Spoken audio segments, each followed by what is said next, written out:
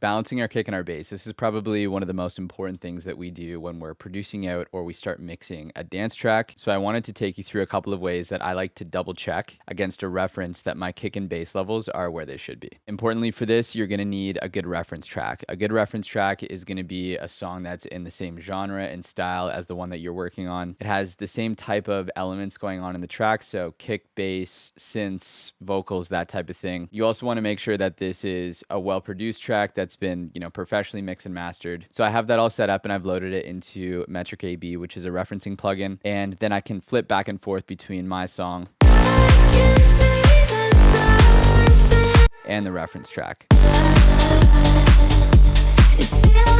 Right, so for this one, we chose Devault Feels Like Us. Now we can actually start comparing the kick and bass levels of our track against the reference. After the referencing plugin, I'm going to pull up Vision, and I'm going to play our track first, take a look at where the kick and the bass levels are, how loud they are, and then compare that to the reference.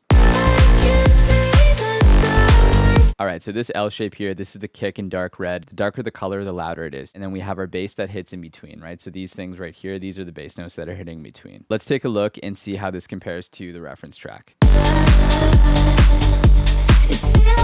We're pretty similar, right? They have their kick in this dark red color, and then they have the bass in this kind of orangey color in between. So the relative level of the kick and the bass in the reference compared to ours is similar. This isn't an exact science, but it gives us a good idea. And again, this technique only works because we chose a song that was similar in terms of the instruments, and we volume matched them properly. If our bass was looking something like this, where it actually is starting to appear in dark red, and we compare that to the reference, that would be an indication, okay, maybe we need to turn our sub down a little bit. The second check is using this bass control module from Ozone, and this allows me to see in better detail the peak levels of my kick drum. So really quickly on this plugin, what it lets you do is visualize the waveform of everything in your track under 120 hertz in this case.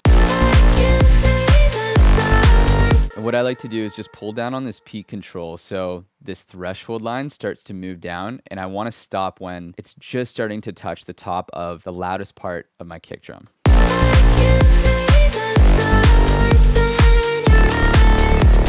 Perfect. So now I'm going to flip over to the reference track, and I want to see where the loudest parts of their kick drum are peaking.